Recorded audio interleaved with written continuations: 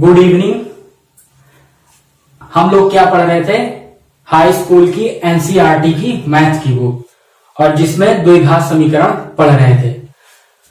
और द्विघात समीकरण के एक्सरसाइज 4.1 में हम पहले क्वेश्चन पर आधारित जो 8 क्वेश्चन थे उसको सॉल्व कर चुके, और दूसरे क्वेश्चन पर जो आधारित 4 क्वेश्चन थे जिसमें से 2 क्वेश्चन को सॉल्व कर लिए। आज हम तीसरा क्वेश्चन देखेंगे। तो देखिए, तीसरा क्वेश्चन क्या दिया गया है? रोहन की मां उससे 26 वर्ष बड़ी है, उनकी आयु का गुणनफल अब से 3 वर्ष पश्चात 360 हो जाएगी। हमें रोहन की आयु ज्ञात करनी है। मतलब हमको द्विघात समीकरण बनाना है। तो हम मान लेते हैं, माना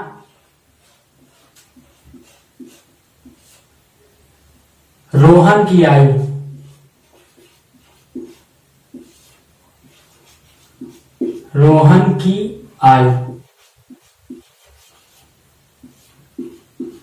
x वर्ष।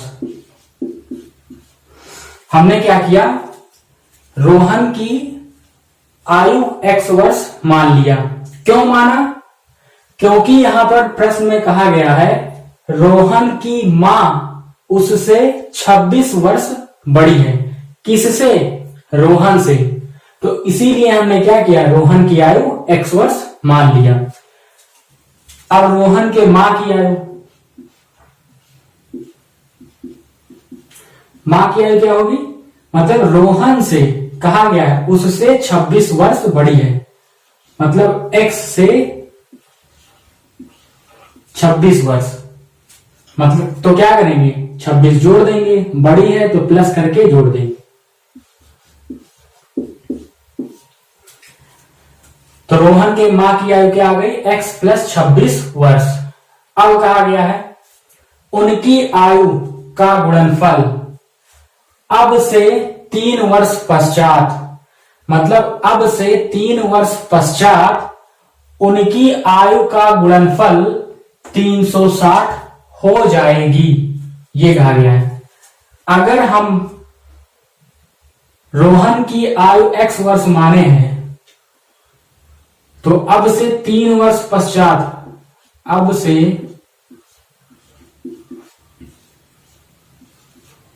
3 वर्ष पश्चात रोहन की आयु क्या होगी?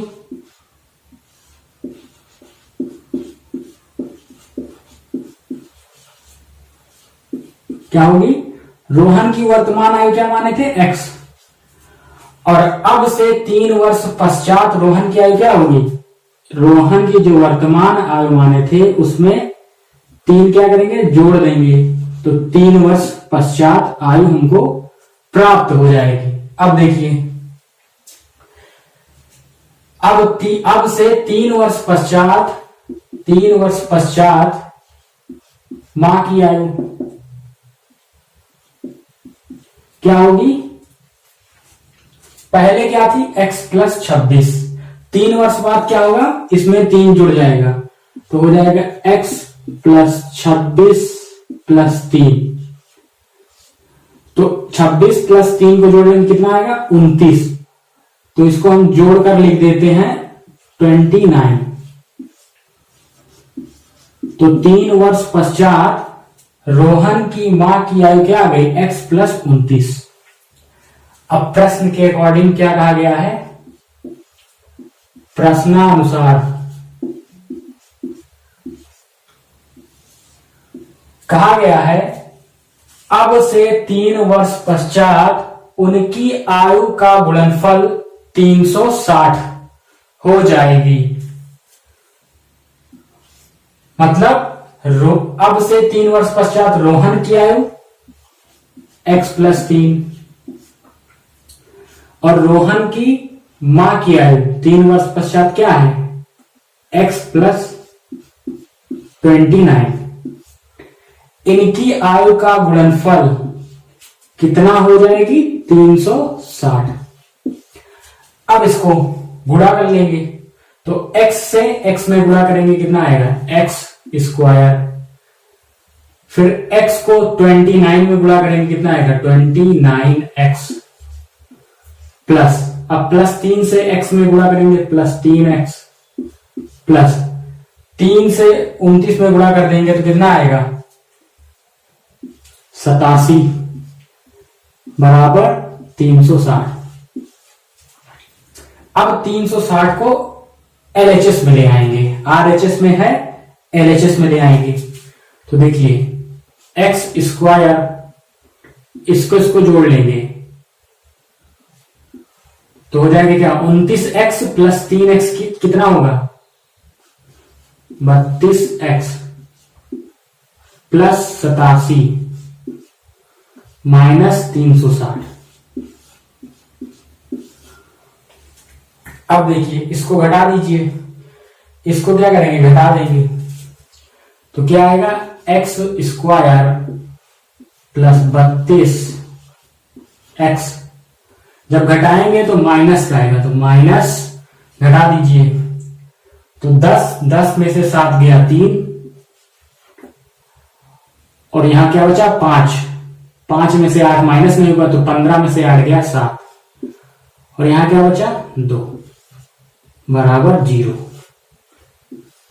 ये क्या है द्विघात समीकरण के रूप में निरूपित कर दिया।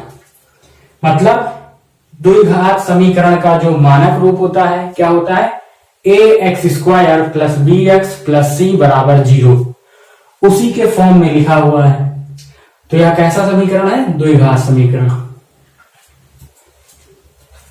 अब देखिए अगर मान लीजिए हमको इसको हल करना हो तो क्या करेंगे, तो देखिए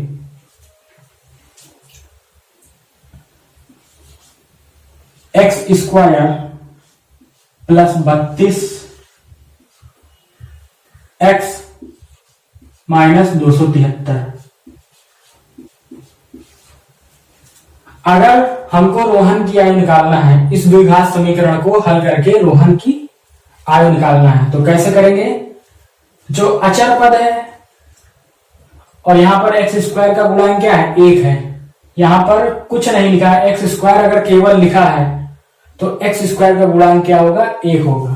क्यों कैसे, क्योंकि 1 से मल्टीप्लाई करेंगे अगर एक्स स्क्वायर में तो कितना आएगा एक्स स्क्वायर ही आएगा। तो 273 अचर पद क्या है 273 को 1 में मल्टीप्लाई करेंगे 273 आएगा। अब 273 के ऐसे दो भाग बांटने हैं, मतलब 273 को ऐसी दो संख्या में बांटो कि घटाने पर क्या आए 32x आए। तो बताइए, तो 39 गुणे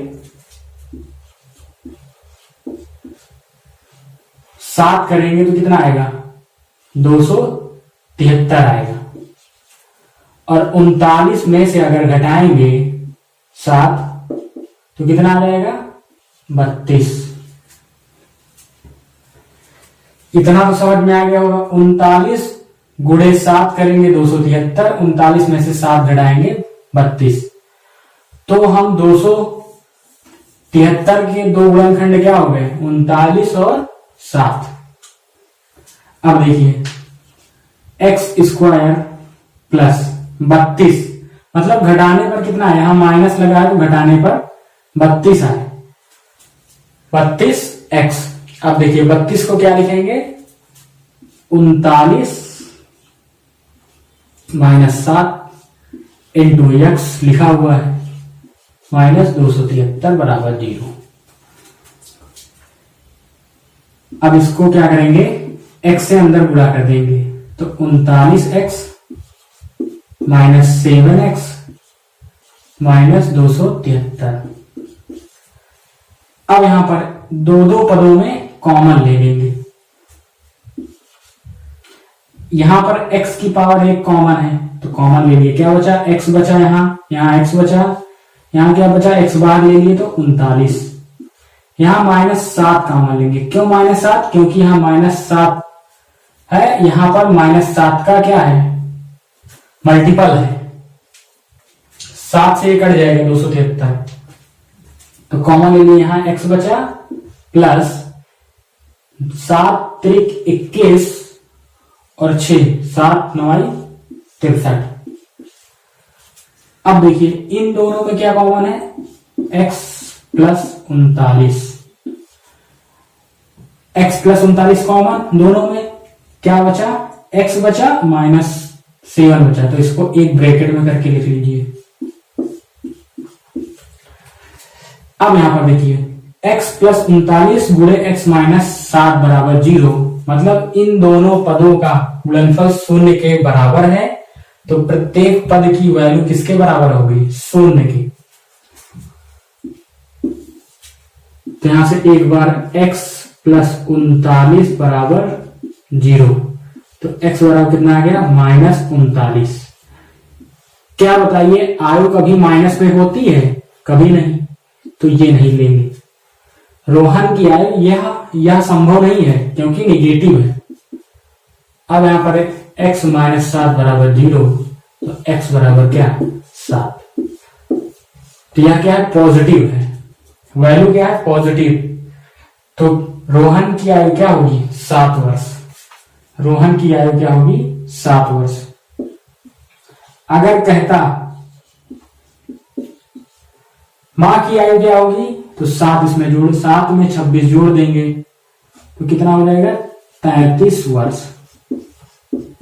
लेकिन हमको हल करने के लिए नहीं कहा गया था, कहा गया था कि इसको द्विघात समीकरण के रूप में व्यक्त कीजिए या निरूपित कीजिए। तो उम्मीद करते हैं तीसरा क्वेश्चन आपको समझ में आया होगा। अब हम चौथा क्वेश्चन करेंगे। तो चौथा क्वेश्चन क्या है, एक रेलगाड़ी 480 किलोमीटर प्रति घंटे। अब हम चौथा क्वेश्चन करेंगे। तो चौथा क्वेश्चन ध्यान से देखिए, एक रेलगाड़ी 480 किलोमीटर की दूरी समान चाल से तय करती है। यदि इसकी चाल 8 किलोमीटर प्रति घंटा कम होती तो वह उसी दूरी को तय करने में 3 घंटा अधिक लेती। हमें रेलगाड़ी की चाल ज्ञात करनी है। तो देखिए, तो इस क्वेश्चन को करने से पहले हमको एक बेसिक फार्मूला आना चाहिए। तो फार्मूला क्या होता है, समय बराबर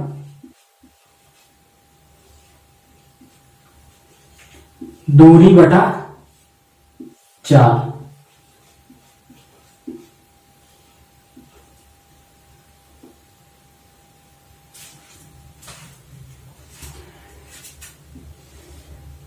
इसी फार्मूले से क्या करेंगे, हम इस सवाल को लगाएंगे। तो देखिए, हम मान लेते हैं रेलगाड़ी की सामान्य चाल क्या है, x किलोमीटर प्रति घंटा।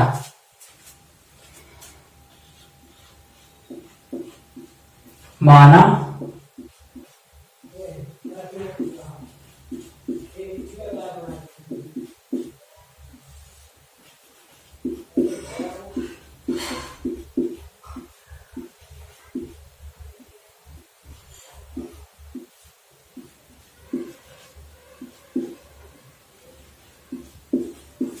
हमने मान लिया रेलगाड़ी की सामान्य चाल क्या है, x किलोमीटर प्रति घंटा, और दूरी कितना है, 480 किलोमीटर। तो 480 किलोमीटर सामान्य चाल से चलने में लगा समय क्या होगा, दूरी बटा चाल। तो यहां लिखिए सामान्य चाल से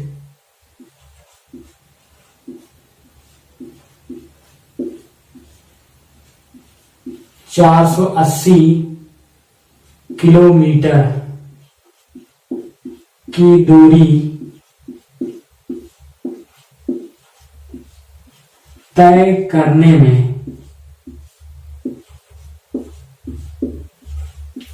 लगा समय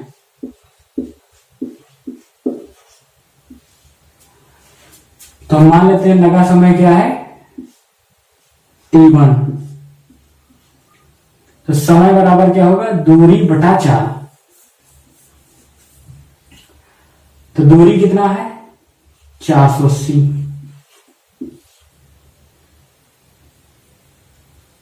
दूरी बटा चाल।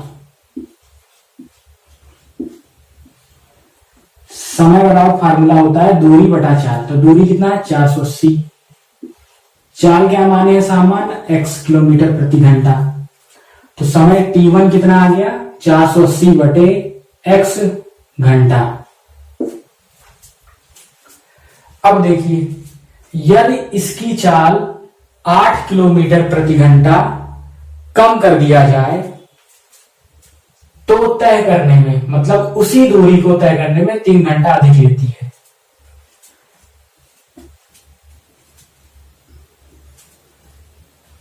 अब देखिए 8 किलोमीटर प्रति घंटा चाल कम कर दिया जाए, कम कर दिया जाए तो रेलगाड़ी की चाल, तो रेलगाड़ी की चाल की नई चाल, नई चाल क्या होगी x माइनस 8 किलोमीटर प्रति घंटा। सामान्य चाल x थी, x में से हमने क्या किया 8 किलोमीटर प्रति घंटा कम कर दिया। तो नई चाल क्या आ गई x माइनस 8।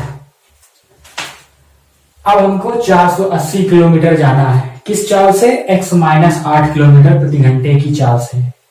तो समय क्या लगेगा तो मतलब नया समय,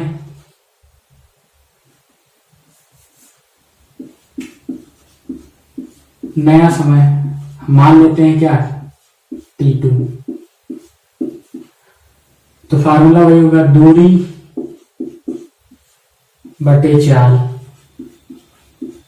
दूरी कितना है 480 जाना है किस चाल से, इस बार 8 किलोमीटर प्रति घंटा कम कर देंगे सामान्य चाल से। तो समय आ गया 480 बटे x माइनस 8 घंटा।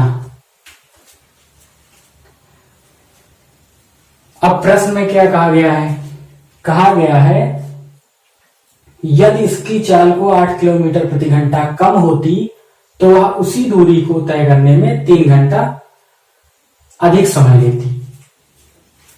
तो देखिए क्या कह रहा है, जैसे अगर हम कहें कि 120 किलोमीटर जाना है मोटरसाइकिल से और आप जाते हैं 40 किलोमीटर प्रति घंटे की चाल से जाते हैं तो समय क्या लगेगा। तो आप कहेंगे दूरी 120 है, चाल क्या है 40 किलोमीटर प्रति घंटे की चाल से जा रहे हैं, मतलब सामान्य चाल 40 से जा रहे हैं। तो कितना समय लगा अगर पूछे तो t1 आप लगेगा कितना, तो आप कहेंगे 3 घंटा, इसको काट देंगे तो 3 घंटा रहेगा।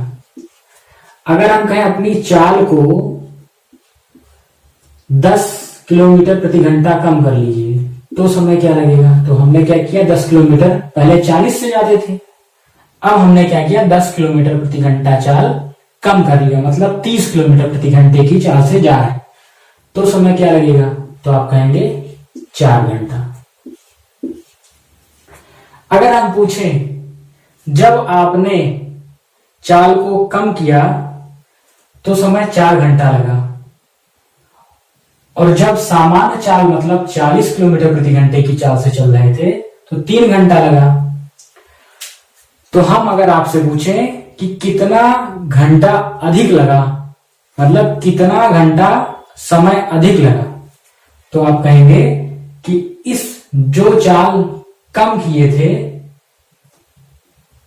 और कम करने पर जो समय आया उस दूरी को तय करने में जो समय आया उसमें से अगर हम पहले वाले समय को घटा दें तो हमको अधिक समय पता चल जाएगा। तो यहां पर ये क्या है, T2। तो वही काम यहां पर करना है। तो हम क्या करेंगे, जो सामान्य चाल में 8 किलोमीटर प्रति घंटा कम किए हैं, इस चाल द्वारा जो समय लगा उसमें से घटा देंगे। इसमें से सामान्य चाल से चलने में जितना समय लगा घटा देंगे, वही क्या आ जाएगा, अधिक आ जाएगा। तो यहां लिखिए प्रश्नानुसार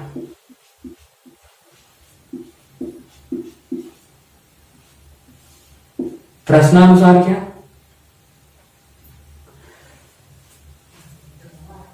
T2 माइनस T1 कितना, 3 घंटा दिया गया है। T2 कितना है, 480 बटे x माइनस 8 माइनस 480 बटे x बराबर t। T1 कितना है, 480 बटे x, T2 क्या है, 480 बटे x माइनस 8। अब यहां पर 480 क्या करेंगे, कॉमन ले लेंगे, कॉमन ले लीजिए। तो यहां क्या बचेगा, ब्रैकेट में 1/x माइनस 8 और यहां 1/x बराबर 3। x से इधर मल्टीप्लाई करेंगे 1 में तो हो जाएगा x, और इधर मल्टीप्लाई करेंगे तो क्या होगा, x माइनस एक्स प्लस 8। नीचे नीचे वाले गुणा कर लीजिए तो x स्क्वायर माइनस 8x बराबर 3। अब देखिए 480 गुणा में उधर जाएगा, भाग में हो जाएगा, minus x plus x cancel. तो आगे देखिए 8/x स्क्वायर माइनस 8x बराबर 3 बटे क्या होगा, 480। 3 से काट दीजिए, 3 एकम 3, 3 एकम 3, 3 छंग 18, इतना आ गया 160। अब क्रॉस मल्टीप्लाई कर दीजिए, इसको इधर गुणा, इसको इधर गुणा, तो देखिए 16 अट्ठे 128 मतलब 1280 बराबर x स्क्वायर माइनस 8x को 1 में मल्टीप्लाई करेंगे तो x स्क्वायर माइनस 8x आएगा। अब देखिए 1280 को RHS में ले जाएंगे तो इधर 0 बचेगा LHS में, x square minus 8x minus 1280 हो जाएगा। या लिख सकते हैं x square minus 8x minus 1280 बराबर 0, और हमको द्विघात समीकरण के रूप में इसको व्यक्त करना था। तो यह द्विघात समीकरण का जो मानक रूप होता है ax square plus bx plus c बराबर 0 के फॉर्म में है। तो यह क्या है, द्विघात समीकरण के रूप में हमने क्या किया, इसको व्यक्त कर दिया। तो एक्सरसाइज 4.1 से जितने सारे क्वेश्चंस थे उसको हम सॉल्व करा दिए हैं। तो उम्मीद करते हैं कि यह वीडियो आपको समझ में आया होगा, और वीडियो को शेयर जरूर करना।